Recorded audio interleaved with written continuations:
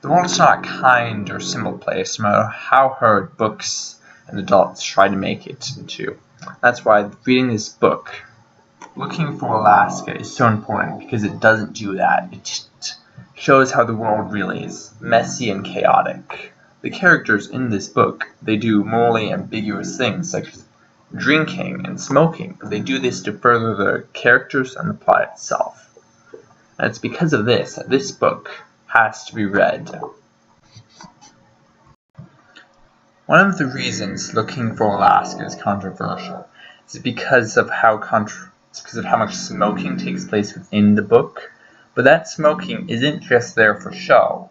It should further develop characters, such as Alaska. In a scene where everyone is smoking, she says, "You all smoke to enjoy it, I smoke to die."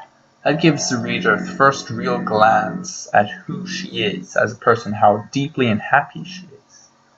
A different situation where a similar thing applies is when everyone gets caught smoking, and then Pudge discovers that loyalty is everything at Culver Creek.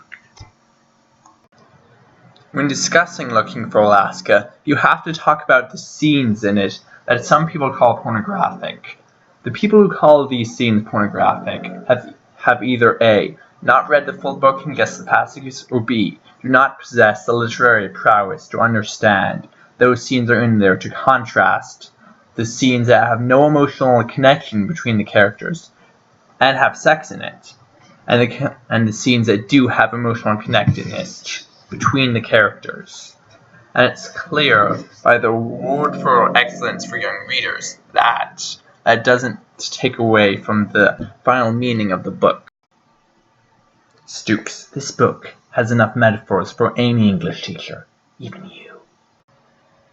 The first major metaphor in Looking for Alaska is the Great Perhaps. To Pudge, the Great Perhaps is something new and unexperienced, something he knows he has to find.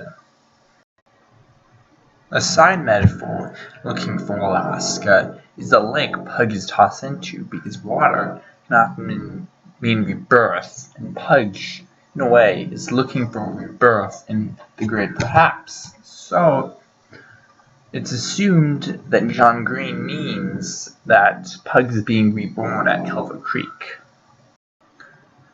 The main metaphor in Looking for Alaska is the labyrinth. The labyrinth is life itself, and it's a question of whether you want to escape life and all the hardships you might face, or whether you enjoy the twists and turns and seeing it where it takes you.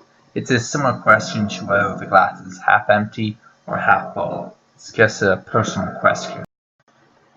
The book explores both of these ideas through the contrasting personalities of Pudge and Alaska. Alaska with how she pretends she's happy, but in the end she's actually just miserable and sad. And Pudge, who is at the beginning seeking something new and finds it, and is enjoying where it takes him.